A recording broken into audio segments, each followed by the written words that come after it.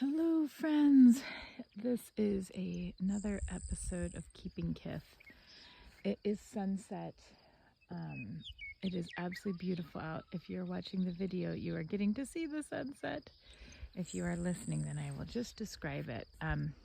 It's been a weird, unsettled day weather-wise, sort of like almost stormy, then not stormy, then very stormy, but in these weird, just like tiny pockets, like one cloud of storms that's over in about 45 seconds. And there's maybe another little batch of that coming our way, which means that as the sun is setting, there's all these really crazy clouds, like big fluffy white ones, but then also ones that look a bit stormier.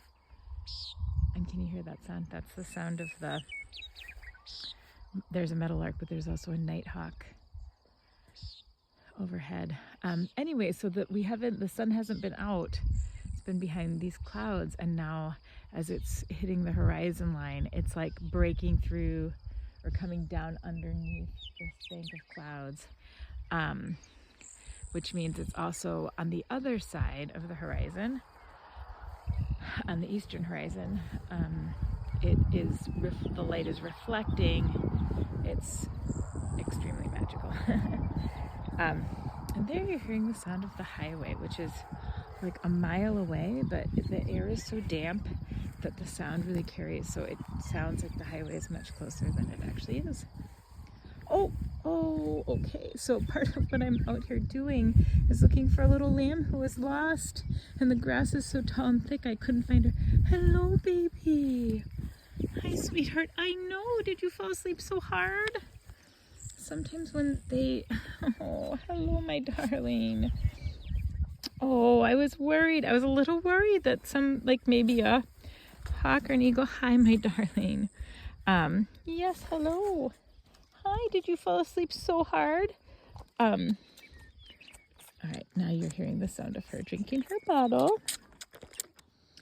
So, I ended up, stopping recording last night because I wanted to get that little girl fed and back where she was supposed to be. And now it is the next morning, and the weather continues to be strange and unsettled, and I am back in the lambing barn because now I have a ewe who is very bloated, and this is a thing. It's kind of like the worst irony is that sometimes the best luscious grasses are actually a little harder on them, especially if it's like too delicious and they eat too much, like basically indigestion. But for a sheep that can be quite dangerous. So this one ewe is again, if you are watching, you are seeing her. If you're listening, then I'll just describe. I'm following her around in the lambing barn because basically, yes, she's very bloated, which can be like, if you can imagine, the worst stomach ache of your life. But the problem is that if the gas isn't able to be released, then it will essentially suffocate them, like they can't breathe. So there are some different things you can do, but the problem is that they don't always work. It's kind of,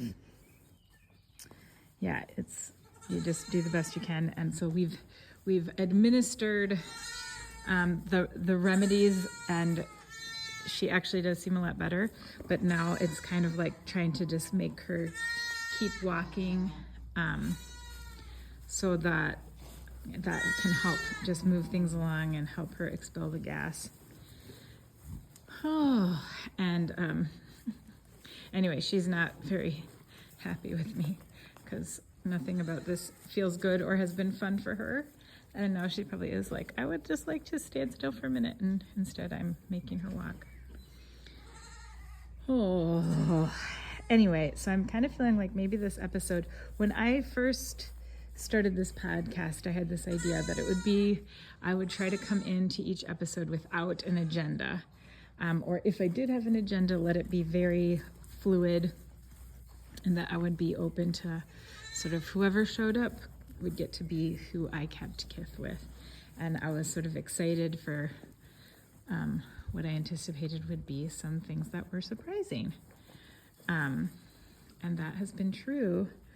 But this episode it feels like it's starting to be keeping Kith with uncertainty, which is not necessarily a being, but is still is a presence.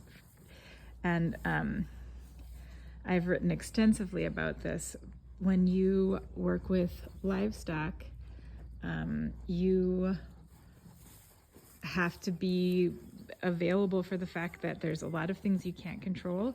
You can do the best job possible, and there's still going to be circumstances that, where you lose animals, and it's really hard, especially when you care a lot about them. And so I'm just thinking about last night finding that baby and really worrying about her. And then, obviously I did find her. She was okay. And now this ewe, it's kind of the same thing.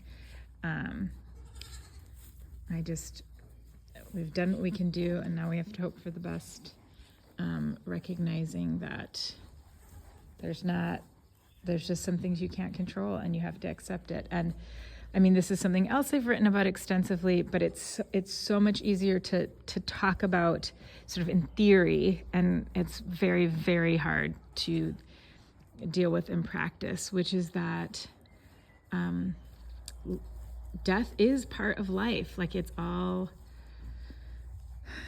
kind of part of the same continuum, right? And so you have to accept that. And I don't know, it's hard to say goodbye to things, to beings, family, friends, beloved sheep, and yet that is part of it. And it's to try to pretend that it's not, or to try to even to imagine a world where death never happens. My son said that once. He said, "Do you wish it was that no one could ever die?" And I was like, my first thought was, yeah, I do actually wish that.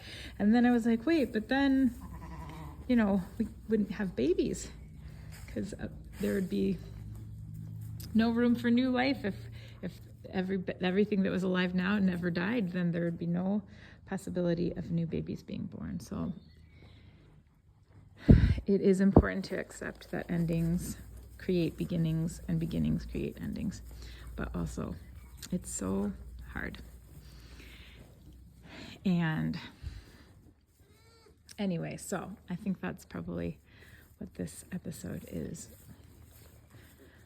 going to be, how I'm going to describe it, which is that keeping Kith with endings, maybe, or keeping Kith with uncertainty as also a important practice. So anyway, we actually have the Keeping Kith, speaking of Keeping Kith Festival, this coming Saturday, June 6th. So I've been talking about it for a while, but if you live in or around Bison, you should definitely join us by the Sheep Shed Cafe. We're going to have yoga at 4 p.m., gentle yoga with singing bowls. Nicole Stone is coming up from the Black Hills to lead us with that. We are going to have music 5 p.m. till 8-ish. We're going to be having 3 bands, one of which is me. And Jamie Lynn is coming from Spearfish.